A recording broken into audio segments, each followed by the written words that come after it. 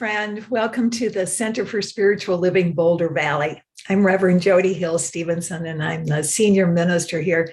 I'm so glad you joined us for our Mystic Moments time together. You know, the truth is, we are all mystics, every one of us. A mystic is someone who lives their life in authentic love to the best of our abilities. And yeah, sometimes we trip and sometimes we fall and sometimes we're brilliant, and that's okay. I want to talk with you today about something that it's my favorite thing to talk about. Well, maybe it's close to my favorite thing. I'll end with my favorite thing.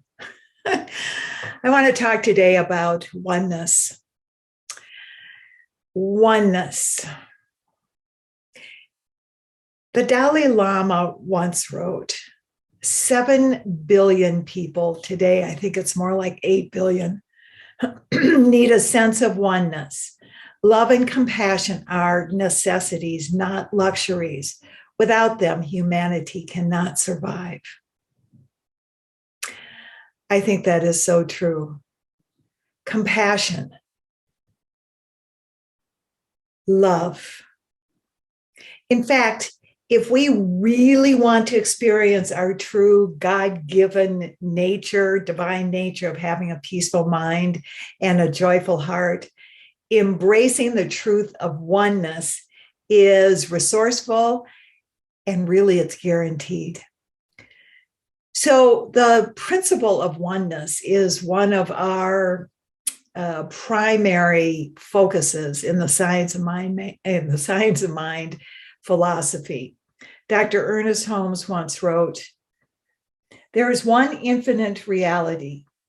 We call it many names, including, but not limited to, God, life, universal spirit, infinite intelligence, first cause, or the thing itself. The one infinite reality is undivided." Listen to that, undivided.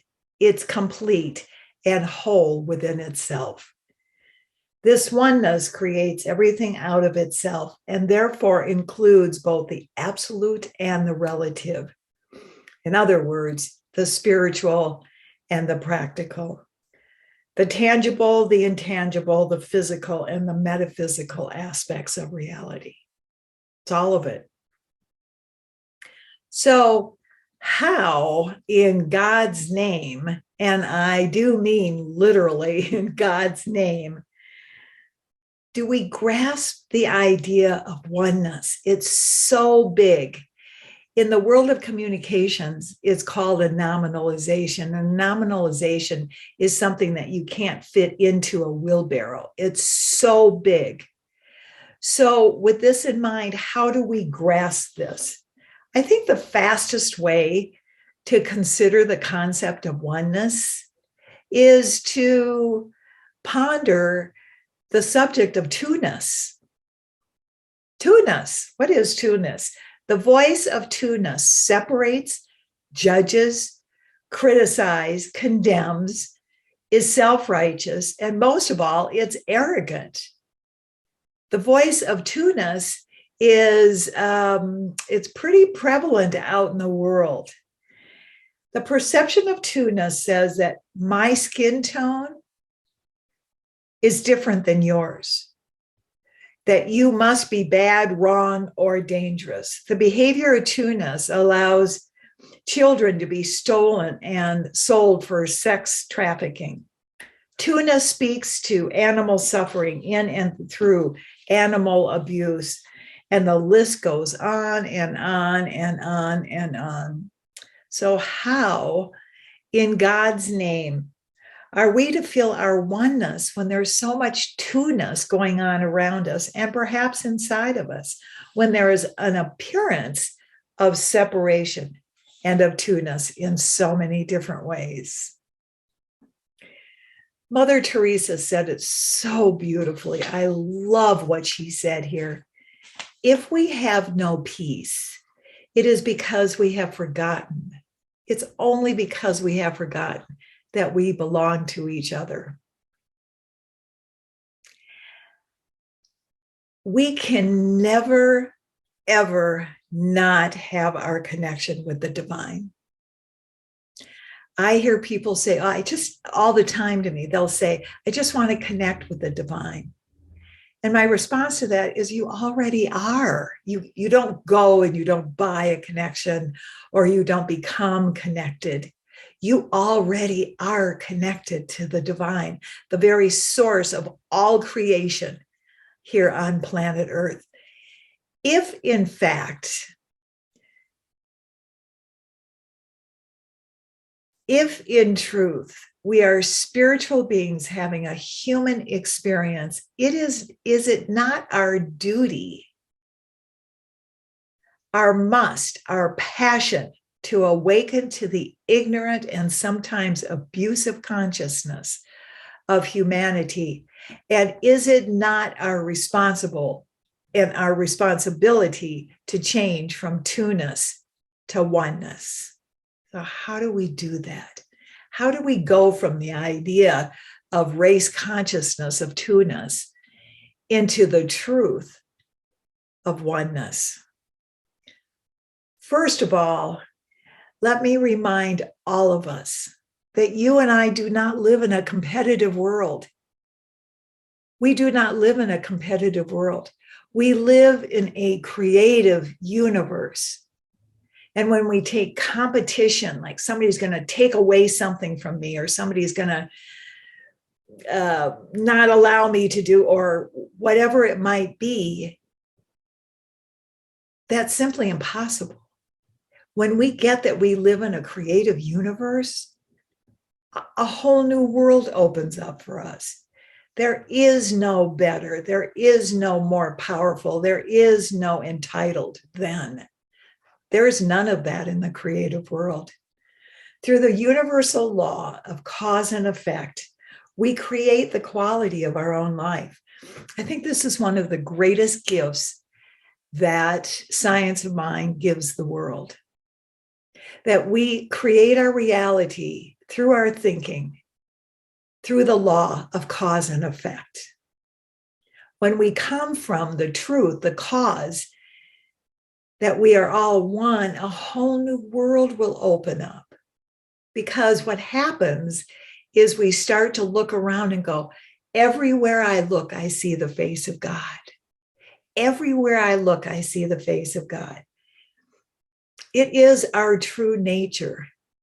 It really is to embrace the concept of oneness.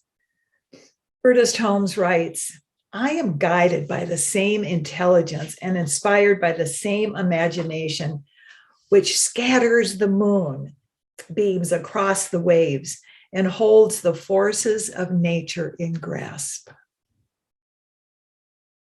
We don't live in a competitive world. If we have a problem, or if we think that somebody's taking away something or controlling something in our lives, it's time for us to be creative. That's all we have to do. What is the highest and greatest good for this situation? And what do I need to do to change for the creative energy to come through? Number 2. Oh my gosh, this is so important to remember.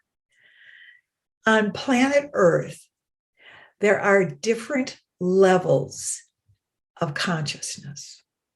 There are different levels of awareness. There are different levels of intelligence. When, as spiritual beings, human experience is created through the bounds of oneness, we are triggered by other people's actions. Instead of getting self-righteous and fearful about it, we need to stop and notice. Asking ourselves, what is it that bothers me about this situation, this person? What is it that's being triggered in me? It's okay to not want to be around another person. Oh my God, there are so many people I wouldn't want to be around. There's so many people that don't want to be around me. Some people think that, oh my God, she's just not full of reality. She's just in a different world. Oh, I'm so grateful I'm in a different world. I love it when people tell me that. I love it when people go, you are really weird. I go, I know, thank you. It's okay, because there are different levels of consciousness on the planet. And it's spiritually okay to remove yourself if you are in a dangerous situation. For those behaviors of two-ness from which you feel the pain and sorrow in your heart, take up the banner of a cause. What is it that causes you to be enraged and causes you to feel sad and causes you to want to do something? Grab a cause and stick behind it and be passionate about it and give your time and your talents and your tithes. So Tom and I love to give to the Center for Spiritual Living Boulder Valley. I am so grateful for, first of all, the Science of Mind philosophy. I'm so grateful for each one of you. I'm so grateful for our community when we come together, whether it's online or whether it's in person. Organizations that rescue children and animals from horrific situations are our passions. Female discrimination, street kids. Every once in a while, Tom will go and cook a big breakfast at Althea for the street kids through Urban Peak. What is it that you really care about and you want to make a difference in? What are they for you? Use your passions to solve, to save, and mostly to create a new experience of oneness when there is an appearance of two-ness, when there is an appearance of struggle and sorrow. I personally believe that doing so will transform the consciousness from two-ness to oneness. Albert Schweitzer once wrote, "The purpose of human life is to serve and to show compassion and the will to help others." So number 3, y'all know me. You know that I shout from the mountaintop. And some of you may roll your eyes and go, oh my God, there she is again. And I believe the fastest way out of two-ness into oneness is to live in gratitude. If you really want to help change the consciousness from separation to oneness, pray in gratitude, practice gratitude, problem solve through gratitude, prepare through gratitude, live in gratitude, create in gratitude. Gratitude is the most powerful spiritual tool there is. So, what are you grateful for in your life? And I'm just not talking about people. What are you grateful for? I'm so grateful for my electric toothbrush. I'm so grateful for all the shawls that I have. I met with some friends from Colorado Springs the other day, and they're like, oh my God, because of you, we have so many shawls. Because when I went to the church there, I'm into shawls. I love shawls. What are you grateful for? The list is so endless. There are so many, many things to be grateful for on this planet, both infinite and eternal and physical. So this week, when and if you experience the inner voice of two-ness, practice gratitude. Ask yourself what you can do to uplift the consciousness in places that you perceive two-ness. And remind yourself as often as you can that you live in a creative universe, not a competitive universe. We can do this. Those of us who have the awareness that there's nothing competing against our peace and our joy, that we can change through our own creative consciousness what appears to be the energy of two-ness into oneness. And remember to be grateful for every little thing in your life, because you and I can change the world, the consciousness from two-ness to one. Our tagline here is love lives here. And we practice it. Sometimes we trip and fall, and that's okay too, because that's all part of the one. But I want you to know that we are here for you. If you need prayer, if you need support, if you need to be celebrated, if you need to be loved, love lives here. So please take the time to donate to the Center for Spiritual Living Boulder Valley. We are a nonprofit organization, and all of your donations are tax deductible. Have a great week and go hug everything out in your life and practice looking around and saying to yourself, everywhere I look, I see the face of God.